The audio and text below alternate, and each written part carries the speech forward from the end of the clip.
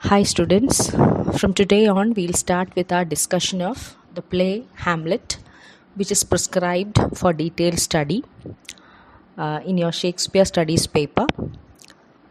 So moving on to the text Hamlet.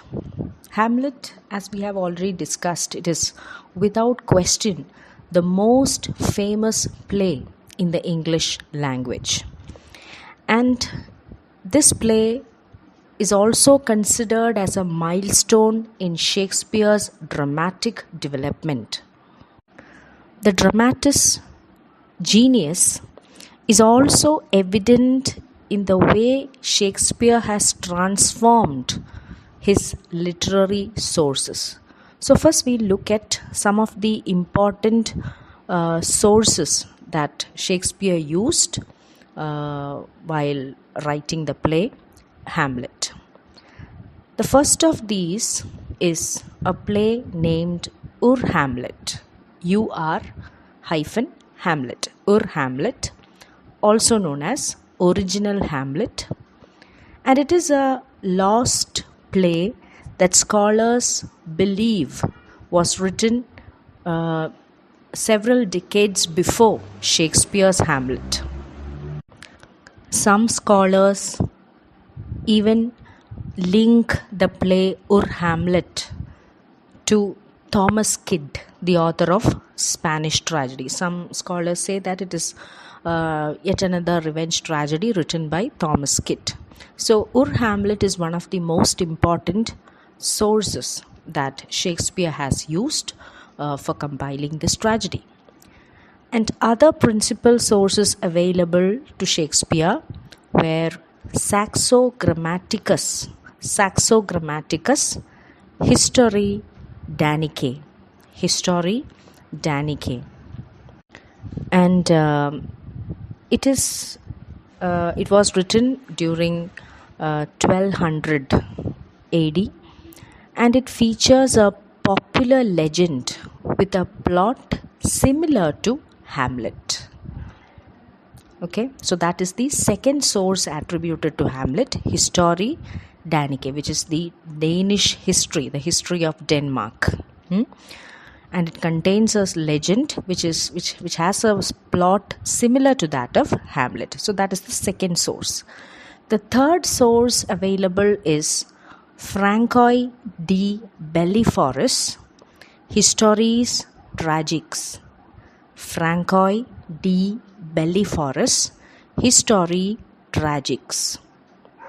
It also contains a similar story to that of the play Hamlet.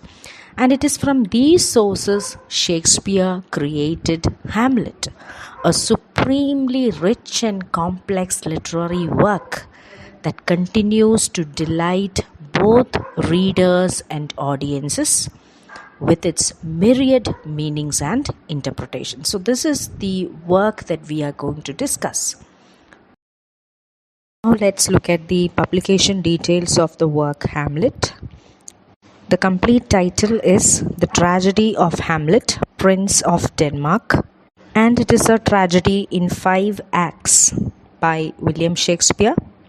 The type of work is drama, genre tragedy, language written in English, and the period in which it was written, it is the early 17th century, that is dates between 1600 and 1601, and it was first performed in July 1602 according to historical records, and it was published in print in 1603.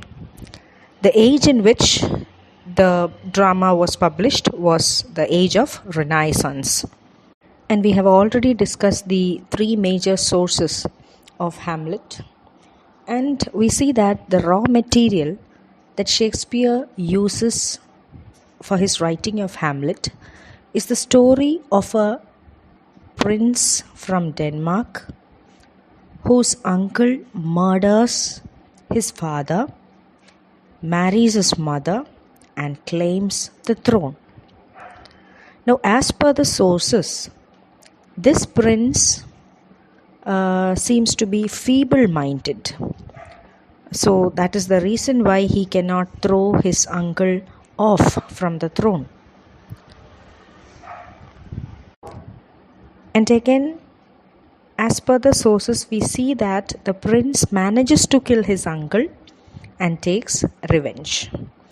However, Shakespeare has changed the emphasis of this plot, and here he makes Hamlet a philosophically minded person who has the problem of delaying, or what you call the problem of procrastination. He delays his action because that seems to be a flaw in his character. So apart from being a personal tragedy, Shakespeare also weaves in the political conflicts into the play. And for that, we see that he takes clues from the contemporary political conflict that prevailed in England. You know the history of the Tudor family, how power shifted from one to another, the conflicts involved within it. So you find vague references of all the political conflicts that happened during his time being reflected into the play Hamlet as well. So this is what the play or the publication details of the play is all about. Now next we will move on to the list of characters. This is the list of major characters of the play Hamlet. First and the most important character is Prince Hamlet. He is the son of the late King Hamlet. His mother is Queen Gertrude, and he is also the nephew as well as the stepson to King Claudius. He is the protagonist. Second major character is the ghost of King Hamlet. We never see him alive. We see him only in the form of a ghost. So he is supposed to be the dead king, or that ghost is supposed to be that of the dead king of Denmark, who was Prince Hamlet's father. He was the brother of the new king Claudius and husband of Gertrude. The third character is Claudius, the anti-hero, or what you call the villain of the play. He is the brother of King Hamlet. He's presently the king of Denmark. He's the husband of Queen Gertrude, as well as the stepfather come uncle of Prince Hamlet. So right from these three descriptions, you might have noted that the relationships are intertwined. It's a bit complicated. Prince Hamlet is at once the nephew as well as the stepson of King Claudius. Claudius is as well as the uncle and the stepfather of Hamlet. Gertrude at the same time is his mother, as well as she also appears as an aunt to Hamlet. So all these relationships are a bit complicated, are intertwined. Fine. So that is one thing that you have to note about the play. So Gertrude, she is Prince Hamlet's mother. She is the widow of the former king and now wife to Claudius, the new king. Next is Horatio, Prince Hamlet's friend and confidant. He was also a fellow student at Wittenberg. Next is Polonius. Polonius is King Claudius' advisor.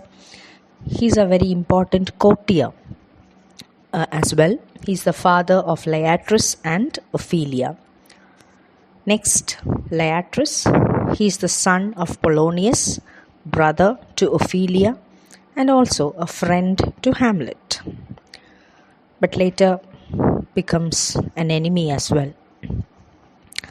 Next is Ophelia. She is the daughter of Polonius, sister to Leatrice, and also the beloved of Hamlet.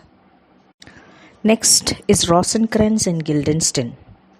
So, even though they are two characters, they always come together, walk together, talk together, think together as well. They are like twins, not by birth, but by heart. And they are the fellow students of Hamlet. They are the childhood friends of Hamlet.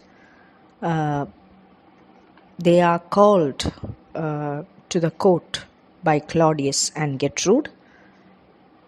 So that is for Rosencrantz and Guildenstern.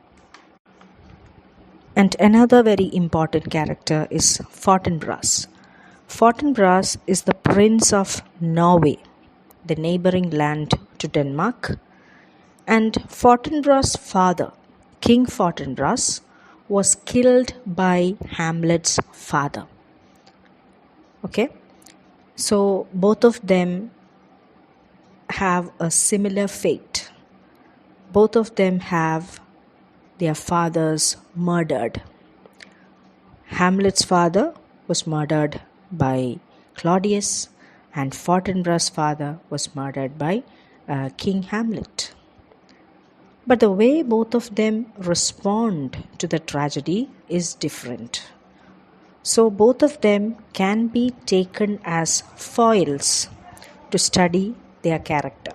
So in that way, he is a very important character in the play.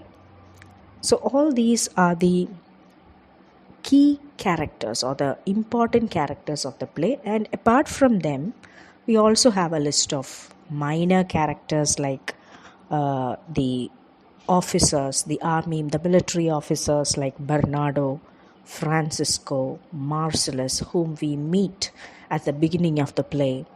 Then there are two ambassadors to Norway called Voltimand and Cornelius. Then you have Osric, he's a messenger. Then the players, there are many actors who perform in the court. There are two clowns known as grave diggers. So you have many minor characters as well, and we will get to know more about all these characters as we move on with the play. So this is just the list of important characters that you need to know before we move on to a detailed study of Hamlet.